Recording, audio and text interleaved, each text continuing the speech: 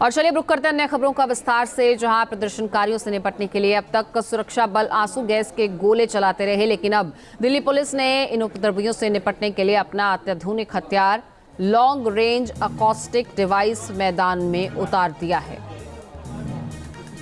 ये डिवाइस ध्वनि तरंगों के जरिए करीब 1 किलोमीटर की रेंज में प्रभाव डालेगी, जिससे कुछ समय के लिए उपद्रवियों के सुनने समझने की शक्ति खत्म हो जाती है और साथ ही इसे थकान और उल्टी जैसे लक्षण भी आते हैं।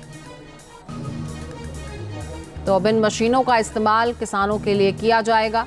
2 तस्वीरें इस वक्त आप अपनी टीवी स्क्रीन पर देख पा रहे हैं, क्योंकि इससे पहले आंसू गैस के गोलों का इस्तेमाल हो रहा था और अब ये ध्वनि मशीन, जिससे ऐसी तरंगें निकलेंगी जो सुनने, सोचने, समझने की शक्ति को कुछ पलों के लिए थमा देगी।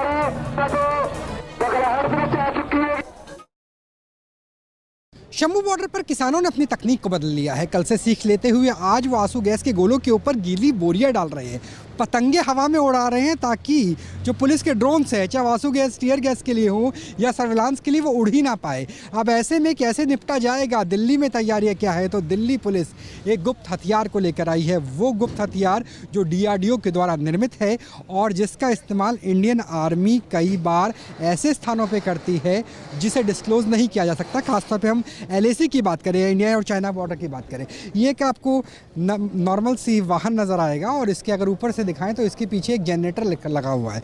अगर आगे करके दिखाएंगे तो नज़र आएगा कि यहाँ पे एक जनरेटर लगा हुआ है। आप सोचिए कि जहाँ पर बिजली की व्यवस्था है, जहाँ पर किसानों का आंदोलन हो सकता है, वहाँ जनरेटर से भला दिल्ली पुलिस चलाना क्या चाहती है। तो अगर आप आगे आएंगे तो समझ में आएगा कि ये अपने आप में अत्याधुनिक तकनीक है, क्योंकि जब ड्रोन्स काम नहीं कर रहे हो पतंग उड़ाने की तकनीक से, जब बोरी डाल करके किसान बुझाने की कोशिश कर रहे हो आंसू गैस को, तब ये तकनीक सामने आई है। ये इंडियन आर्मी के द्वारा पहले भी इस्तेमाल किया गया है।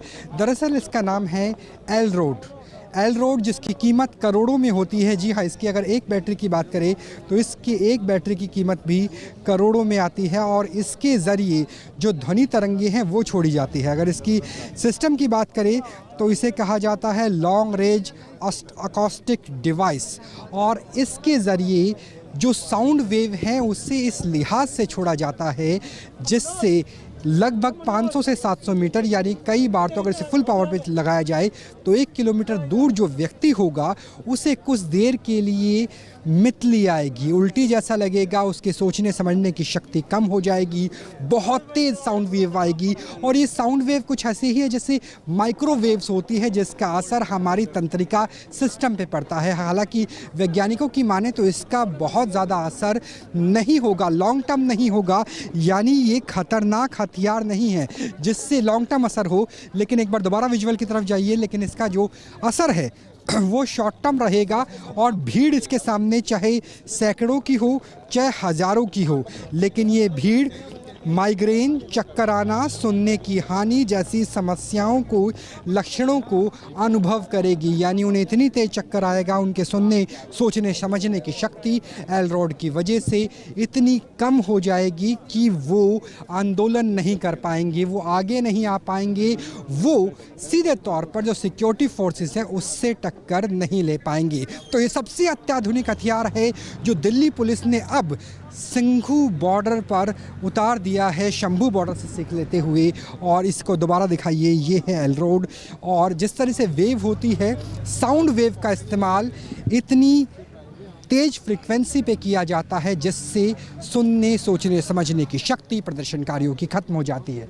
तो पैरामिलिट्री फोर्सेस है, कोबरा से लेकर के RAF और उसके आगे जो पूरी की पूरी तैयारी है, आगे आपको नज़र आएगा। हरियाणा में आपका स्वागत है, लेकिन जहाँ पे लिखा हुआ है हरियाणा में आपका स्वागत है, लगभग 100 मीटर दूर अगर वहाँ से प्रदर्शनकारी आए, उन्होंने पतंग उड़ा करके ड्रोन्स को निष्क्रिय करने की कोशिश की, उन्होंने गीली बोरियों का इस्तेमाल किया, तो एल-रोड यानी साउंड फ्रीक्वेंसी से चलने वाला ऐसा यंत्र दिल्ली पुलिस ने तैयार रखा है जो लगभग 1 किलोमीटर की एरिया में जो सामने से आएंगे उनके सोचने, समझने, सुनने की शक्ति कम कर देंगे और कुछ देर के लिए उनके कानों में ऐसी सनसनाहट होगी, मान लो कई सायरन एक साथ बज रहे हो। तो एल-रोड है किसानों के आंदोलन को रोकने के लिए सबसे अत्याधुनिक हथियार जिसे दिल्ली पुलिस इस वक्त सिंधु बॉर्डर पर लेकर आ गई है। कैमरा सहयोगी सौमेंद्र के साथ Rahul Dabas, news nation, Singhu border.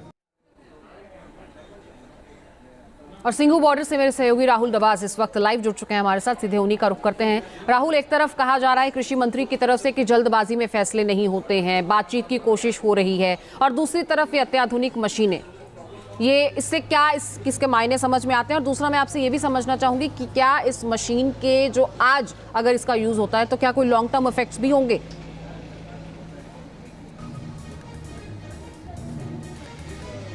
देखिए, इसका लॉन्ग टर्म इफेक्ट नहीं होगा जो हमारे पास अभी तक सूचनाएं हैं, क्योंकि डीआरडीओ इस तकनीक के ऊपर काफ़ी टाइम से काम कर रहा है। लेकिन एलरॉड के लिए अब देखिए कि स्थिति किस तरह से बदल रही है, क्योंकि यहाँ से 100 मीटर की दूरी पर जहाँ लिखा है हरियाणा में आपका स्वागत है, पुणे आगमन के लिए धन्यवाद, तो वो जो बोर्ड्स हैं अब उन्हें हटाया जा रहा है।